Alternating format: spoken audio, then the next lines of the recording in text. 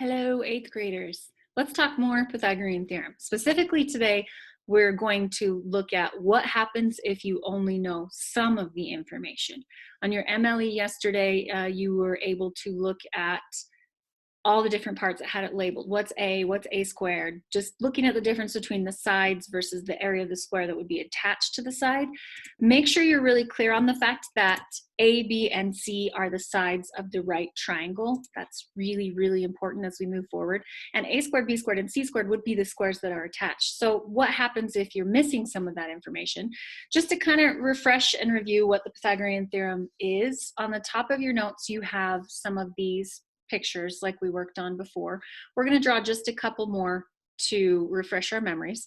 And if you don't like drawing these and seeing all of these every time, that's okay, because you're not going to have to keep drawing them. We're going to become more efficient at this.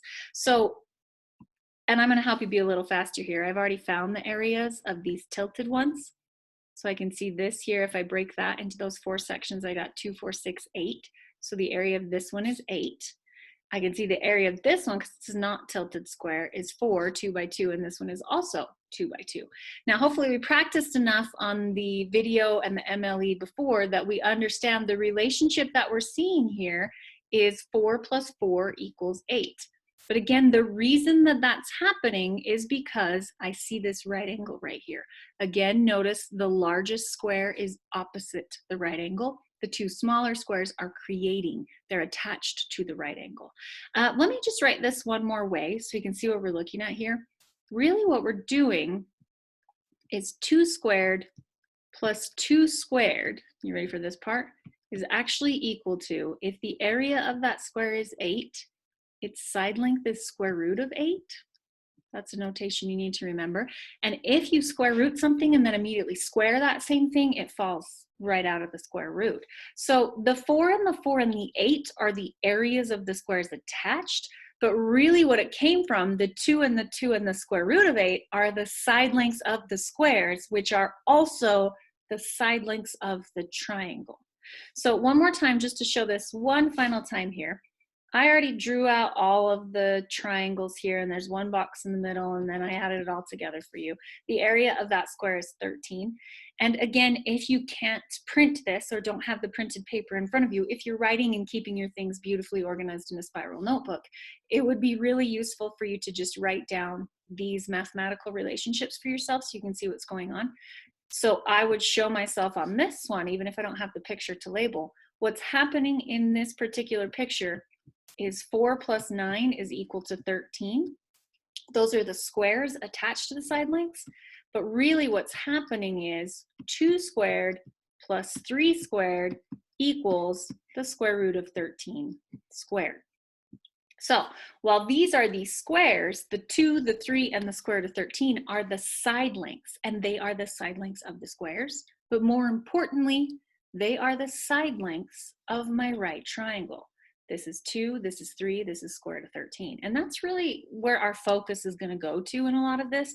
We use the squares because we need it for the mathematical relationship. And what mathematical relationship is this? Well, overall, what we want to keep in our brains is the fact that a squared plus b squared, the two smaller squares, is equal to the larger square. Now let's take this a little bit more related to the triangle itself. That original task that we did was called It's All About the Triangle, and that's because truly this is all about the triangle. What kind of triangle? Well, a right triangle. And even if you are writing in your own notebook, you definitely want to sketch this entire picture out for yourself. Just draw a right triangle, put a right angle in it, so even if you don't draw it perfectly, we know what it's supposed to be.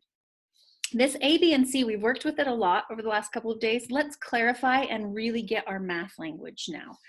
A and B are always the sides that create the right angle. And as you'll see as we move forward, we've been working a lot in considering A is the smallest and B is the middle, but you can totally switch those. A and B are interchangeable. They just have to be the two smaller sides, and more importantly, they have to be the two sides that create the right angle. And here's another word for you here that you'll hear a lot. They are actually called the legs of the right triangle. I'm not exactly sure who decided that or why. To me, it just kind of makes it feel like it's holding, your legs are what holds you up, and these are the legs of the right triangle, keeping it in its right angle. So I always kind of consider it, those are the two pieces holding it up in its right angle. And then the side that is opposite the right angle, the one that the right angle always points to, is called side C, but it actually has a really fancy, fun name that we are going to use a lot. And I'm going to try and squeeze it in right over here. You guys definitely want to write this down. It starts with hypo, but you don't really say hypo because you say hypotenuse. And then there's an S, and then there's an E squished right in there. That word is hypotenuse. Try saying it a couple times. Hypotenuse. Say it again. Hypotenuse. Hypotenuse. Okay, the hypotenuse is always the longest side of the right triangle, and it's the one that's labeled C, and that's the most important one to find.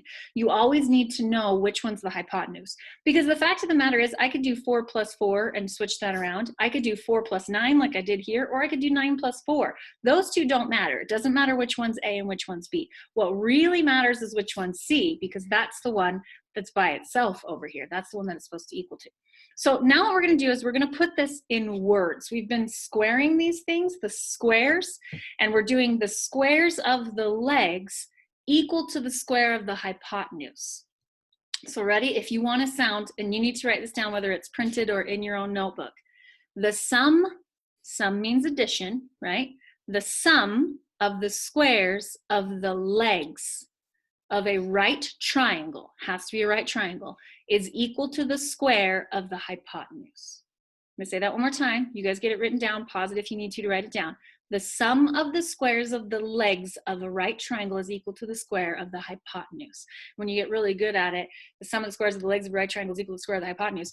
You can say it really fast and try to sound smart, but I have to warn you, they do this in movies and TV a lot. You're gonna see an example of this on your next activity. They, like, one really famous time they do it is in The Wizard of Oz when the Scarecrow gets his brain. He quotes it, and he's supposed to be quoting this, so he sounds really smart, but he actually says a lot of things incorrectly, which is kind of ironic because the writers are trying to make him sound smart, but clearly the writers of that line didn't know the correct Pythagorean theorem. But this is the correct Pythagorean theorem. The sum of the squares of the legs of a right triangle is equal to the square of the hypotenuse. Here's how we write it in shorthand. That means a squared plus b squared equals c squared. But it's got to be the squares, and that's why we've been so focused on the squares. So just a few examples, what this relationship means. This means we can actually use that fact to find missing pieces of information now. I have these, a squared, b squared, and c squared, which are the squares. As I look over here, they are telling me one of the squares. Do I think it's a squared or b squared or c squared? Well, I can clearly see this. Let's make sure we keep all this in mind. I do not know c, nor do I know c squared. I don't know either of them. I know this right here, which is a side length. I'm going to call that A because it's the shortest side length. I could also call it B. Again, A and B are interchangeable. But if it helps us keep things straight, we'll just stick with the smallest one is A. Okay.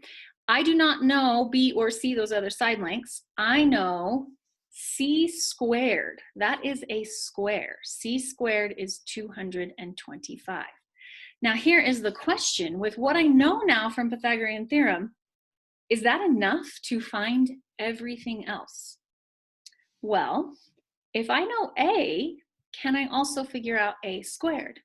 Well, sure, A squared means times it by itself. So if A is 8, A squared is 64. That is a perfect square that I am very much familiar with. And I'll label it in my picture right here. Hey, look what I see right now. I see, first of all, that I put this number in the wrong spot.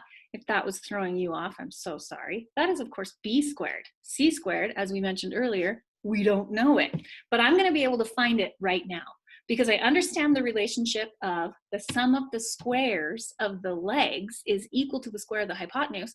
That means right here, I have the squares of the legs, and all I have to do is add them together. Take the sum, 64 plus 225 gives me 289. If I now know all of the squares, can I get the side lengths?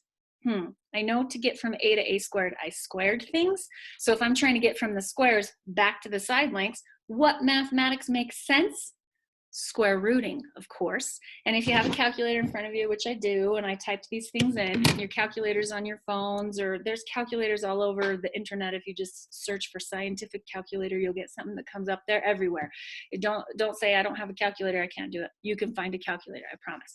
So I'm going to type in square root of 225. If b squared is 225, then b is 15. If c squared is 289, square root of that is 17. These blue numbers right here are the squares. These purple numbers right here are the side lengths of the triangle. And really, it is all about getting those side lengths of the triangle, but I want you to notice one more time. 8 plus 15 does not equal 17. This relationship, the sum of the squares of the legs, that only works if you square the things. 64 plus 225 equals 289. I can get the relationship here. I could not get it here. I needed the help of the squares. So let's try this one more time. Let's see what I have here. This time, this really is c. C squared, because it's the square. I know that because it's in square units, so it's a square, and I know that because it is opposite of the right angle. This really is the biggest square this time. I don't have any of the other squares, so let's see what else I have. I have 224. I could call that either A or B. I just know that it's not C. I'm going to call it B. And here's the deal, because I understand the relationship of Pythagorean theorem, the sum of squares of the legs is equal to the square of the hypotenuse, because I understand that, I also know that this is enough information right here for me to find everything else. Watch this. I'm going to go, first of all, square root of 625, just because I have it there. That tells me if c squared is 625, then c is 25. Be careful here, though. People want to try and use these because they have two of them to get that. The relationship does not exist in the side lengths. It only exists when you square them. It exists in the squares. So what I need to do now is I need to figure out if I have b, I'm going to type in my calculator right now, 24 squared. That gives me b squared, which is 576. So I'm going to put that up here. If I understand that the sum of the squares of the legs is equal to the square of the hypotenuse, instead of adding those, because this time I'm missing one of the smaller ones, guess what? I'm going to subtract them. Inverse operations are a beautiful thing. So I'm going to go, and I can even write this over here if I just need to remember what I did. I'm going to take the biggest square minus one of the smaller squares, and that is going to tell me the smallest square. And this is one we should be pretty familiar with from the work we've done with perfect squares this year. Square root of 49 is 7. One more thing I want to mention before you try the other two, because I'm going to have you pause the video, try the other two, see if with the information given, can you find all the rest. Before you try them though, I do want to mention something, some vocabulary here. This particular group of numbers, 8, 15, 17, 7, 24, and 25, when Pythagoras, and if you're curious about Pythagoras, he's fascinating. You could Google some stuff about him and learn about him. But as we talked about, as I mentioned really quickly in the last video, Pythagoras had no knowledge of irrational numbers. He only knew about perfect squares. So these values that come out nice and even because every square is a perfect square, these are called a Pythagorean triple. They are three numbers that create a right triangle and have no irrational numbers in them. So 8, 15, and 17 is Pythagorean triple. 7, 24, and 25 is a Pythagorean triple. So is that super famous one we worked with a couple times before, 3, 4, 5. That's the most famous Pythagorean triple because 9 plus 16 is 25. And then, of course, if you take 3, 4, 5 and double it or triple it, all of those are Pythagorean triples. But just understand that if you get no irrational answers on your side lengths but still make a right triangle, you have a Pythagorean triple. Okay, pause the video right now. And I want you to try 5 and 6. Write down what you have. Is it a side length? Is it a square? And then use it to figure out the rest. Pause. And we're back. Let's see how you did. So here is what I am given in this picture. I'm going to show you what I'm given first. I'm going to call that smallest side A. And look, this is opposite of the right angle. So that is the largest side, C. Well, okay, don't be tempted right here. I know you might have been tempted to try and subtract those to get B, but that is not going to work because the relationship does not exist in the side lengths, it exists in the squares. So what I had to do was square those first and find those, and then I could subtract them to get that missing. Now that I have B squared, I can square root it and find B. How'd we do on those? You doing okay with that?